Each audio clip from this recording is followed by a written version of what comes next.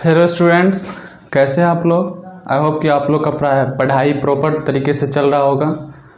तो आज हम लोग पढ़ेंगे फर्स्ट चैप्टर में ही कुछ नेक्स्ट टॉपिक है। अभी आप लोग का फर्स्ट टॉपिक जो है केमिस्ट्री का वो चल ही रहा है, उसमें है चेंज ऑफ स्टेट। यानी कि जितने भी स्टेट हम लोग पढ़े हैं, इसके पिछले वीडियो हम लोग पढ़े हैं जितने भी मैटर के स्टेट थे उसके प्रॉपर्टी के बारे में। ठीक है, अगर आप लोग नहीं देखें तो पहले उसे जाके देखें फिर इधर आए। अब इसमें पढ़ना है कि जो स्टेट होते हैं वो चेंज कैसे होता है। ठीक है, कुछ ऐसे मैटर्स होते हैं जो अगर वो सॉलिड स्टेट में है तो उसमें कुछ फर्दर चेंज ला के उसका स्टेट चेंज कर सकते हैं। तो चेंजिंग किस तरह से होता है उसके बारे में हम लोग पढ़ेंगे। ठीक है, तो चेंज ऑफ स्टेट होता क्या है। ठीक, पहले तो आप इसे राइट डाउन कर ले, क्योंकि हम पढ़ाते पढ़ाते इस पर अंडरलाइन करते तो फिर लिखने में प्रॉब्लम हो सकता है। तो पहले इसे आप राइट डाउन कर लें, वीडियो पॉज करके इसे राइट डाउन करें फिर सुने। चलो स्टार्ट करते हैं। Change of state. Change of state का मतलब होता है कि चेंज ऑफ सब्सटेंस। अब पहली बात कर रहा है कि स्टेट चेंज करना है, या तो सॉलिड से लिक्विड में जाना है, लिक्विड से गैस में, या फिर गैस से लिक्विड में आना और लिक्विड से गैस में। ठीक है, तो कह रहा है चेंज ऑफ सब्सटेंस। कोई भी सब्सटेंस में अगर change from one physical state, one physical state करने का मतलब है यहाँ पे वो तीनों स्टेट में से कोई एक हो सकता है। ठीक है, टू अनदर फिजिकल स्टेट। ठीक है, उसे छोड़कर अगर दूसरा स्टेट में वो चेंज हो रहा है तो इसे क्या बोलेंगे, चेंज ऑफ स्टेट। ठीक है, जैसे कि सॉलिड से लिक्विड में जा रहा है तो स्टेट चेंज कर रहा है यहाँ पे। ठीक है, और सबसे मस्त एग्जांपल जो सबको पता रहता है वो क्या है, आइस, वाटर का जो फॉर्म होता है। ठीक है, water can be exist in a 3 state. आपको पता है सबसे अच्छा एग्जांपल इसका, चेंज ऑफ स्टेट का सबसे मोस्ट इंपॉर्टेंट एग्जांपल, और जो सबको पता रहता है, मोस्टली सब स्टूडेंट को पता रहता है कि जो वाटर होता है वो तीनों स्टेट में एग्जिस्ट करता है। जैसे जब सॉलिड होता है तो उसे हम बोलते हैं आइस। ठीक है, फिर इसका क्या करते हैं, टेम्परेचर या फिर कुछ ऐसा चेंज करते हैं जो फिर वो लिक्विड में चला जाता है, जिसे बोलते हैं वाटर। और ये जो वाटर होता है ये रूम टेम्परेचर पे होता है।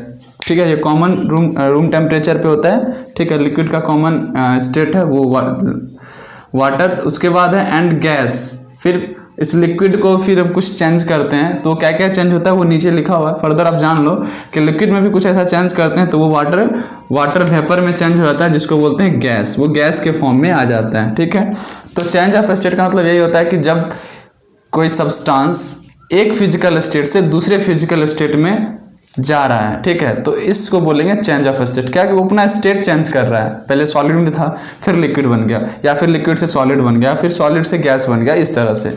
फिर कुछ इसमें ऐसे बातें हैं कि तब ये जो चेंजेस होता है ये 3 तरीके से होता है। ठीक है, ये 3 चेंजिंग ला के आप किसी भी मैटर का स्टेट चेंज कर सकते हो। इसलिए हम यहाँ लिखे हैं the physical state of any matter, यानी कि कोई भी यूनिवर्स में कोई भी मैटर है can be change by any of the following method. इस तीनों में से किसी एक को आप अपना के इसका स्टेट आप चेंज कर सकते हो। ठीक है, तो फर्स्ट क्या है, बाय चेंजिंग टेम्परेचर। ठीक है, अब हमें पता है कि टेम्परेचर, तो इसके बारे में हम डीपली पढ़ेंगे। पहले आप बस ये देख लो कि या तो टेम्परेचर में चेंज करके ला सकते हो, या फिर उसके प्रेशर में चेंज करके ला सकते हो। उसका चेंजिंग प्रेशर के थ्रू ला सकते हो, टेम्परेचर के थ्रू ला सकते हो, या फिर दोनों एक साथ, प्रेशर एंड टेम्परेचर बोथ। ठीक है, तो इसके बारे में भी हम लोग डीपली पढ़ेंगे।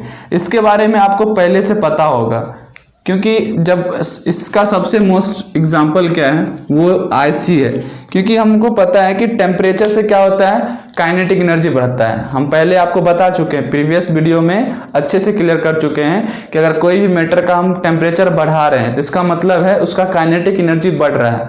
दैट मीन्स उसका मूवमेंट और बढ़ेगा और इंटरमॉलिक्यूलर फोर्स घटेगा। इसका मतलब है कि वो अपना स्टेट चेंज कर रहा है। जैसे कि आइस पे आप टेम्परेचर दो तो आइस क्या होता है, मेल्ट होना शुरू होता है और वो वाटर बनता है। अब आइस के जो पार्टिकल्स होंगे क्या होंगे, एक जगह होते हैं, क्योंकि उसमें इंटरमॉलिक्यूलर फोर्स ज़्यादा होता है और काइनेटिक एनर्जी कम होता है। टेम्परेचर बढ़ा दिए, काइनेटिक एनर्जी आपने बढ़ाया, क्योंकि काइनेटिक एनर्जी क्या होता है, डायरेक्टली प्रोपोर्शनल टेम्परेचर होता है। जैसे आप टेम्परेचर बढ़ाते हो किसी मैटर का तो उसका काइनेटिक एनर्जी बढ़ जाता है। काइनेटिक एनर्जी बढ़ा, दैट मीन्स कि उसके पार्टिकल्स जो होंगे अब सेपरेट होना शुरू हो जाता है। दैट मीन्स उसका मूवमेंट होना शुरू हो जाता है और इंटरमॉलिक्यूलर फोर्स जो होता है वो कमना शुरू हो जाता है। तो इसके थ्रू वो अपना चेंज कर लेता है। फिर और भी इसे डीपली पढ़ेंगे, पहले इसे आप राइट डाउन कीजिए।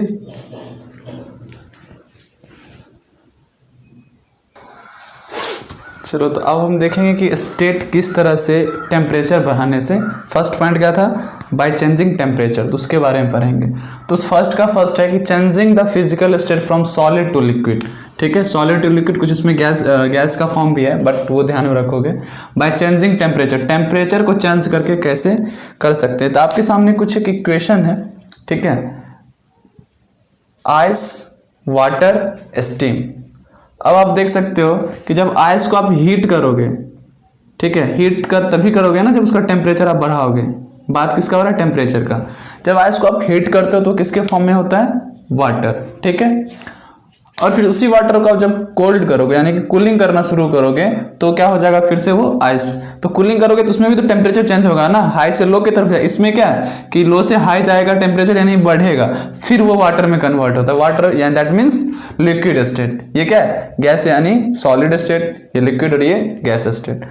तो फिर क्या, वाटर को फिर आप फर्दर आप हीट करोगे, जब वो वाटर फॉर्म हो जाता है तो उसी से रिलेटेड ये ग्राफ है, इसे भी हम बताएंगे, पहले इस पे फोकस करें। जब वाटर का फर्दर आप हीट करोगे दैट मीन्स टेम्परेचर और बढ़ाना शुरू करोगे तो क्या होगा, वो स्टीम के फॉर्म में चला जाता है, जिसको वाटर वेपर बोलते हैं, गैसेस स्टेट में होता है ये। उसी स्टीम को अगर फिर फर्दर आप टेम्परेचर कम करोगे यानी कि कूलिंग करना शुरू करोगे, फिर वो वाटर बन जाएगा। फिर वाटर को फिर से कूल करोगे तो दैट मीन्स आप यहाँ से देख सकते हो कि जो टेम्परेचर को चेंज करके हम स्टेट को चेंज कर सकते हैं। एक एक्टिविटी है, ठीक है, आप एक बीकर ले लो, ठीक है, एक जालीनुमा टेबल पे बीकर को रख दो, ठीक है, उसमें आप एक थर्मोमीटर लगा दो और किसी स्टैंड से थर्मोमीटर को फिक्स कर दो। और आप क्या करना है कि एक फ्लेम लेना है, मतलब जो फ्लेम नीचे से आग लगाना, जो फ्लेम होगा ये क्या करेगा, इस बीकर का टेम्परेचर चेंज करेगा, ठीक है। अब ये क्या कहता है एक्टिविटी कि आप, अब इसमें हमें ये दिखाना है कि ये जो है ये क्रस्ट आइस है यानी कि ये सॉलिड फॉर्म में है। जब आप इसे आप फ्लेम का अगर टेम्परेचर आप बढ़ाते हो तो इसका मतलब क्या है कि ये मेल्ट करना शुरू हो जाएगा। अगर मेल्ट करना शुरू हो रहा है और इसका टेम्परेचर अगर बढ़ रहा है, थर्मोमीटर का मतलब क्या होता है, ये टेम्परेचर मापने का एक, इससे टेम्परेचर मापा जाता है, ठीक है। तो अब इसमें क्या देखना, अगर ये मेल्ट हो रहा है और इसका टेम्परेचर भी बढ़ रहा है तो इसका मतलब क्या है कि ये प्रूफ हो जाएगा कि अगर जैसे आप टेम्परेचर बढ़ा रहे हो तो अपना स्टेट चेंज करेगा।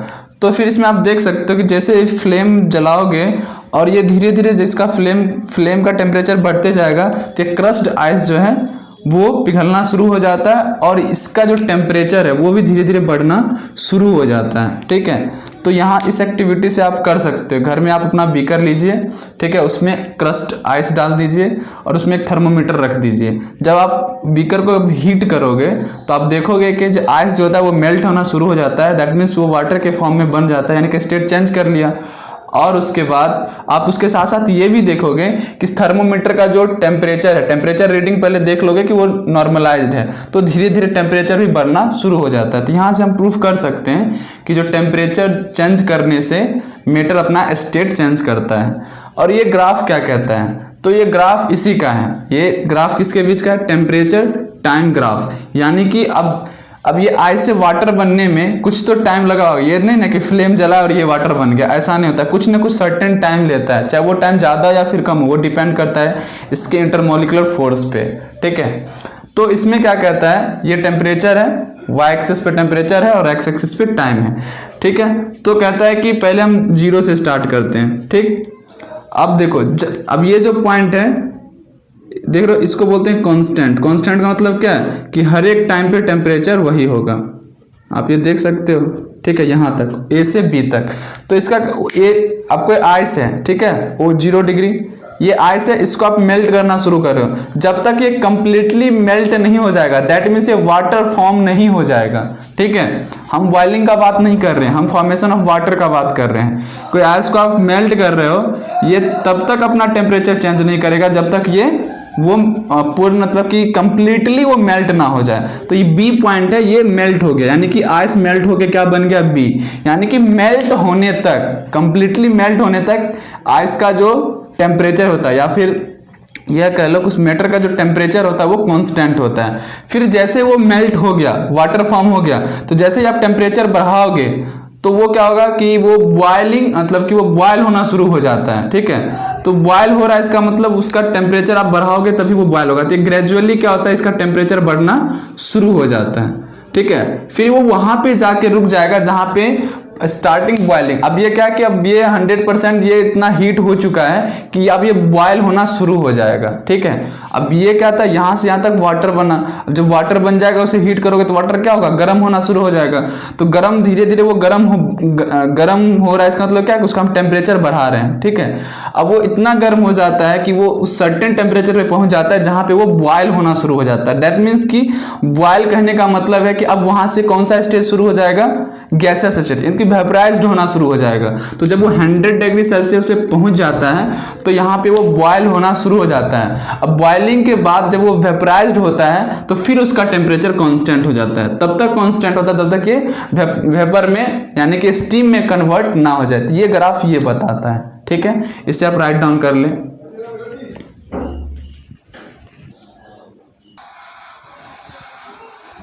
चलो अब देखते हैं कि ये ट्रांसफॉर्मेशन होता है, इसको हम कैसे एक्सप्लेन कर सकते हैं। ठीक है, हमने इससे पहले पढ़ा कि टेम्परेचर बढ़ा के आप स्टेट चेंज कर सकते हो। तो ये स्टेट चेंज होता है तो वो हम देखें, बट ऐसा उसमें होता क्या है तो वो हम देखते हैं। ठीक है, अब देखो क्या करना है कि सॉलिड को पहले जैसे आप राइट डाउन कर लो, क्योंकि हम कुछ अंडरलाइन करेंगे तो शायद फिर बाद में ना दिखे, तो पहले से आप राइट डाउन कर लें फिर देखें आराम से।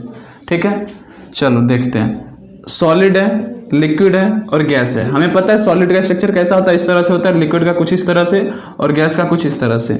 ठीक है, हमें पता है कि स्टेट चेंज करना, तभी हम पहले हीट टेम्परेचर का बात ही हम कर रहे हैं, अभी प्रेशर पे नहीं आया है। सॉलिड है, अगर हीट यानी कि टेम्परेचर बढ़ा, दैट मीन्स कि हीट करे तो लिक्विड फॉर्म होता है, फिर लिक्विड को फिर फर्दर हीट करोगे तो गैस के फॉर्म में होता है, फिर गैस को जब कूलिंग करोगे तो लिक्विड बनेगा, फिर इसे कूलिंग करोगे तो सॉलिड बनेगा। ये हमें पता है। अब होता क्या है कि जब आप किसी भी मैटर को आप हीट करते हो, ठीक है, तो हीट करने का मतलब क्या है कि उसका काइनेटिक एनर्जी होता है वो बढ़ने लगता है। ठीक है, काइनेटिक एनर्जी बढ़ने लगता है, इसका मतलब क्या है कि वो मूव करना स्टार्ट हो जाता है। दैट मीन्स कि उसके बीच का डिस्टेंस जो वो बढ़ने लगता है। ठीक है, जैसे कोई सॉलिड है, ठीक है, सॉलिड का मॉलिक्यूलर डिस्टेंस क्या होता है, बहुत ही कम होता है, और इसमें इंटरमॉलिक्यूलर फोर्स ज्यादा होता है जिसके कारण, और काइनेटिक एनर्जी इसमें कम होता है जिसके कारण ये क्लोजली पैक्ड होता है। ठीक है, और जब आप इसे हीट करते हो दैट मीन्स कि इसका काइनेटिक एनर्जी बढ़ा रहे हो, क्योंकि काइनेटिक एनर्जी क्या होता है, डायरेक्टली प्रोपोर्शन टेम्परेचर होता है। जैसे टेम्परेचर आप बढ़ाते हो तो उसका काइनेटिक एनर्जी बढ़ता है, दैट मीन्स उसका मूवमेंट उसका बढ़ने लगता है। जब आप उसे हीट करते हो तो इसके पार्टिकल्स जो होते हैं वो सेपरेट होना शुरू हो जाता है। ठीक है, हीट कर रहे हो तो इसका मतलब क्या है कि काइनेटिक एनर्जी आप बढ़ा रहे हो, मूवमेंट उसका बढ़ रहा है, तो इंटरमॉलिक्यूलर फोर्स जो होता है वो घटना शुरू हो जाता है। अगर इंटरमॉलिक्यूलर फोर्स घटना शुरू हो रहा है तो उससे सेपरेशन, उसमें मॉलिक्यूल्स के बीच में सेपरेशन शुरू हो जाता है, तो कुछ इस तरह से बन जाता है। तो इस फॉर्म को बोलते हैं लिक्विड। और फर्दर आप इतना हीट कर देते हो कि वो उसमें इंटरमॉलिक्यूलर फोर्स नहीं के बराबर होता है, काइनेटिक एनर्जी इतना हाई हो जाता है जिससे ना उसमें कोई अट्रैक्शन फोर्स होता है ना कि रिपल्सिव फोर्स होता है, दोनों में से कुछ भी नहीं बचता है, जिसके कारण जो कि गैस के फॉर्म में हो जाता है, यानी कि बहुत ज्यादा टेम्परेचर बढ़ाने के बाद। तो इसमें क्या होता है कि मॉलिक्यूल्स जो होता है फ्रीली मूव करते हैं, इधर उधर जा सकते हैं, कहीं भी जा सकते हैं। ठीक है, तो ये इस तरह से इसका ट्रांसफॉर्मेशन होता है। सॉलिड है, टेम्परेचर आपने बढ़ाया, काइनेटिक एनर्जी बढ़ा, काइनेटिक एनर्जी बढ़ा, इसका मतलब क्या है कि इसके पार्टिकल्स का मूवमेंट बढ़ जाएगा, इंटरमॉलिक्यूलर फोर्स घटना शुरू हो जाएगा। ठीक है, उसी तरह से हम कुछ नोट करके लिख दिए हैं कि अगर ये सॉलिड का जो होता है इंटरमॉलिक्यूलर फोर्स वो ज़्यादा होता है, उसके बाद लिक्विड का, फिर गैस का। काइनेटिक एनर्जी होता है वो सॉलिड का कम होता है, लिक्विड का उसके बाद ज़्यादा होता है, और सबसे ज़्यादा होता है गैस का। ठीक है, और इंटरमॉलिक्यूलर डिस्टेंस हम लिख दिए हैं कि IF बराबर होता है ये, ID बराबर और KE बराबर ये। ठीक है, तो इस तरह से पहले से आप राइट डाउन कीजिए।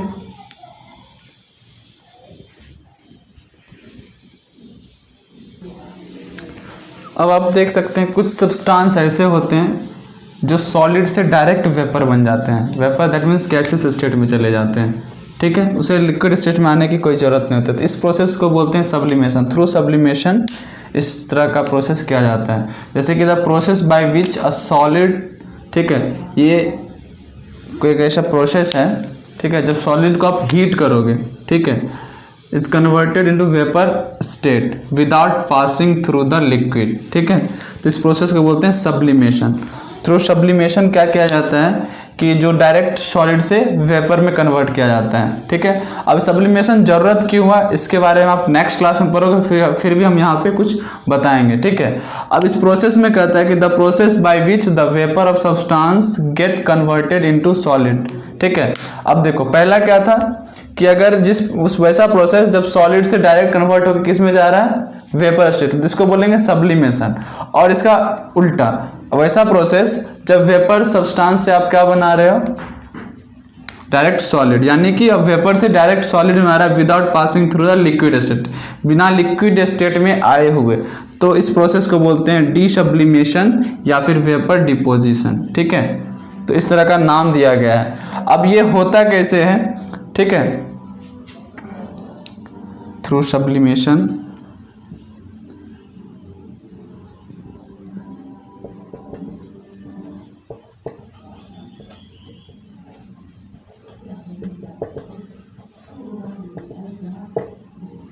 ठीक है, तो होता है अब इसमें जो डिपॉजिट करते हैं क्रिस्टल उसको बोलते हैं सब्लिमेट, बस जो क्रिस्टल को हम सॉलिड से वेपर में कन्वर्ट कर रहे हैं। ठीक है, जब किसी सॉलिड को आप सब्लिमेशन शुरू करोगे, ठीक है, दैट मीन्स कि एक ऐसा प्रोसेस है। ठीक है, तो इसमें क्या होता है ना कि किसी भी सब्सटेंस को प्यूरिफिकेशन के लिए किया जाता है सब्लिमेशन, कि डायरेक्ट आप उसको सॉलिड से वेपराइज कर दो, उसमें जो इनप्योर्ड जो मटेरियल्स होंगे वो उसमें एक्सट्रैक्ट हो जाएंगे, अलग हो जाएंगे, इसलिए सब्लिमेशन लाया गया।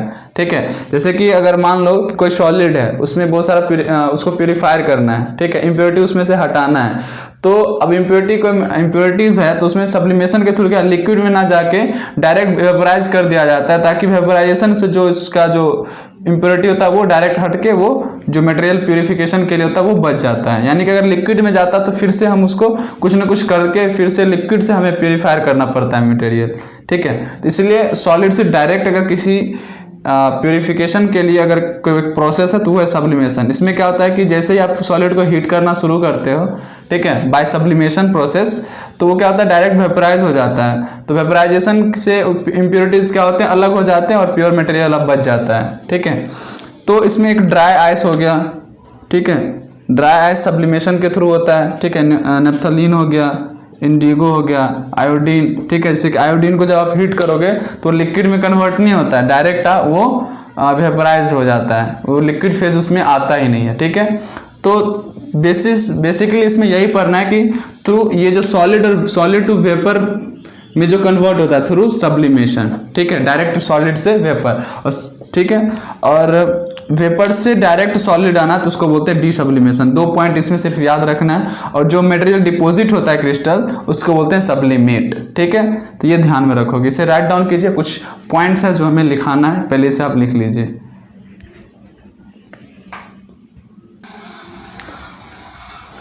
अब आप देख सकते हैं कि आपके सामने कुछ इंपॉर्टेंट पॉइंट है, जितना अभी हम लोग पढ़े हैं उसमें से कुछ पॉइंट्स है ऑब्जेक्टिव टाइप इसमें से आ सकते हैं। तो फर्स्ट पॉइंट लिखें, the liquid which evaporate faster, यानी कि वैसा लिक्विड जो फटाक से यानी कि बहुत जल्दी इवेपोरेट हो जाता है। ठीक है, तो उसको बोलते हैं वॉलेटाइल लिक्विड। ठीक है, जैसे कि पेट्रोल हो गया, अल्कोहल हो गया। ठीक है, ये सब क्या है, ये वॉलेटाइल लिक्विड है। अगर इसमें अगर टेम्परेचर बढ़ाया जाए तो ये तुरंत से इवेपोरेशन होना शुरू, गैस स्टेट में तुरंत पहुंच जाता है, तो टाइम नहीं लगता है, शॉर्ट टाइम में ये अपना स्टेट कन्वर्ट कर लेता है, तो इसको बोलते हैं वॉलेटाइल लिक्विड।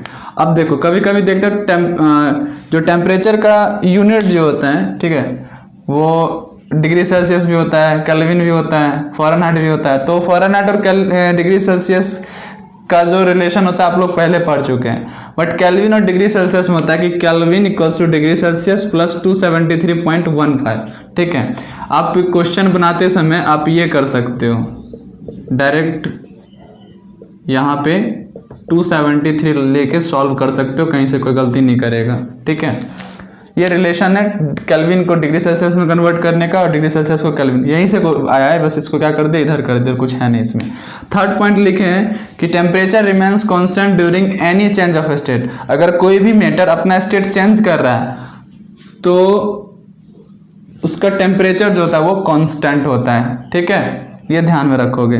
फिर फोर्थ लिखे, solid carbon dioxide is called dry ice. इससे पहले हम ड्राई आइस का बात किए हैं, जिसमें सब्लिमेशन के थ्रू होता है, सॉलिड से डायरेक्ट क्या होता है, गैस में कन्वर्ट होता है। ठीक है, तो जो सॉलिड कार्बन डाइऑक्साइड होता है, ठीक है, उसको बोलते हैं ड्राई आइस।